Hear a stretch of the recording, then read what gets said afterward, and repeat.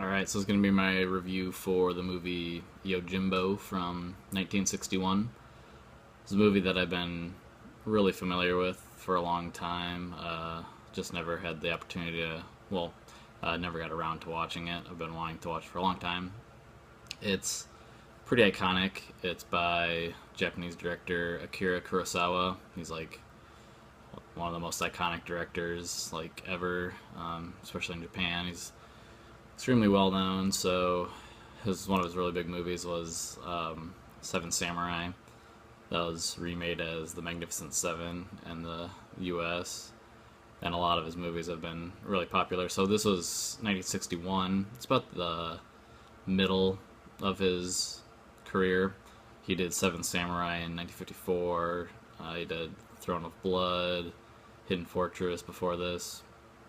And then there's a sequel to this, Sanjuro, and then some of his other really popular ones that after this were like Redbeard, Kikamusha, and Ran were in the 80s. So it's extremely well known, well respected director.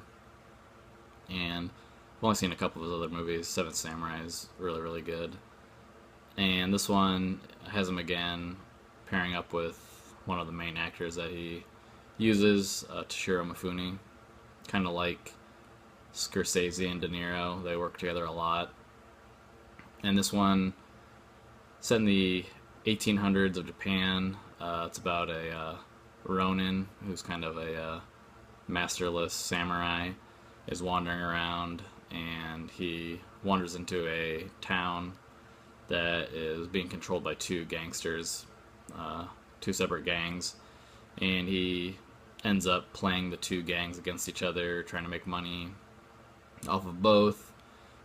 Kind of knows that he's, a really good warrior, can kind of do what he wants with these two, they're kind of bumbling gangs. And then after a while, there's a bit of a couple more elements that come into play. There's a family, and the mother is kidnapped by one of the gangs, and there's a son and husband involved. He kind of wants to help them. He kind of has a conscience about that. And then also later, one of the gang leaders' son comes back to town, and he has like a revolver, and it's kind of a big deal because he's a samurai. Everybody else is using swords, and this guy Unosuke comes in, and he has like a revolver and can shoot people. So it's kind of a big challenge for Toshiro Mifune's character. He doesn't really have a name. He gives his name as Sanjuro, but it's kind of something that he makes up. So anyways, that's the story. I don't really get into all the details of the plot just because, I don't know, it's super familiar to me because it's been remade multiple times.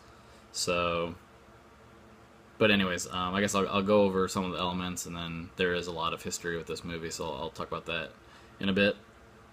But I really liked Toshiro Mifune's portrayal as the main Ronin, Sanjuro. He has a lot of personality, so it's really good. He actually, shows emotion, unlike, I guess I'll get into it. One of the main remakes of this is Fistful of Dollars, and Clint Eastwood is playing the main role in that, and he's just very emotionless in that. So Mifune in this one has a lot more personality. He has like humor, and you can see that he's enjoying certain things and dreading others. So he's really good in this.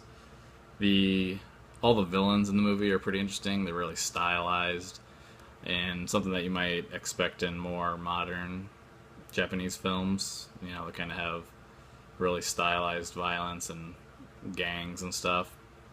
So, it shows up really early in Japanese cinema. It was the 60s, and they already have that kind of going for them. It's really pretty interesting to see how all the gang members have their own unique quirks and stuff. It's kind of funny. Really good visuals whenever they're fighting in the streets.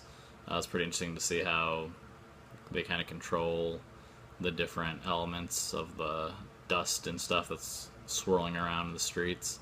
Works really well with also the music that's played throughout. It's very different.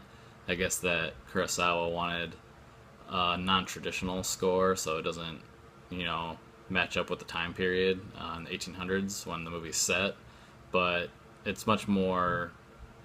I don't know. It's even interesting to be playing in the 80s or in the 60s.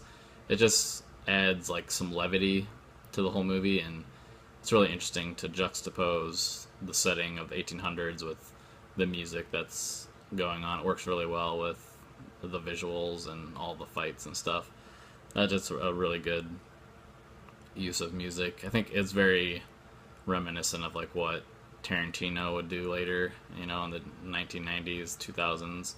I'll mention him again a little bit later. But yeah, really good visuals. It's kind of brutal at times, which is not super surprising, but might not be expecting it from a black and white Japanese film from the 60s.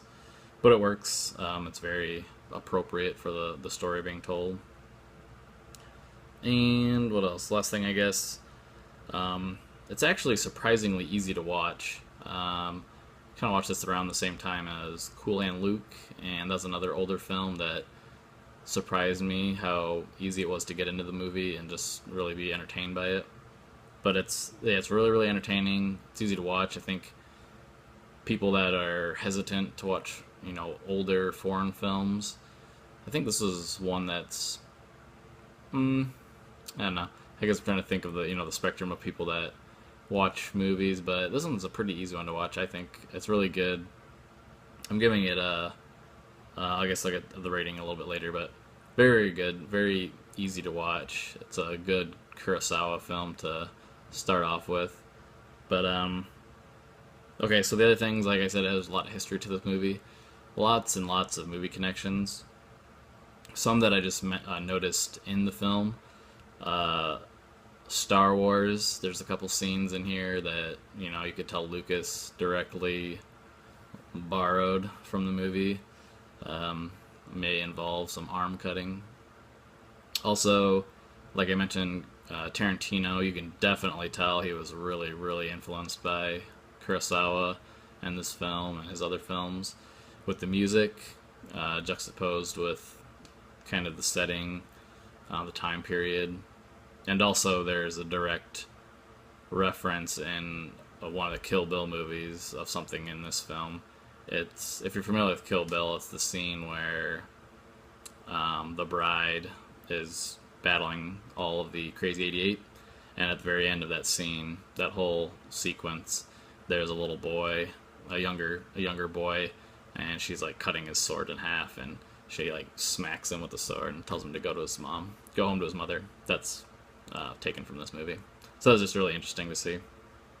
Another scene that I noticed made me think of The Warriors, which that movie is directed by Walter Hill, and Walter Hill also directed a remake of this called Last Man Standing, which was probably the first version of this story that I saw, I think. So Last Man Standing stars Bruce Willis and Christopher Walken. It's really good. So that one is set in like the 1920s during Prohibition era.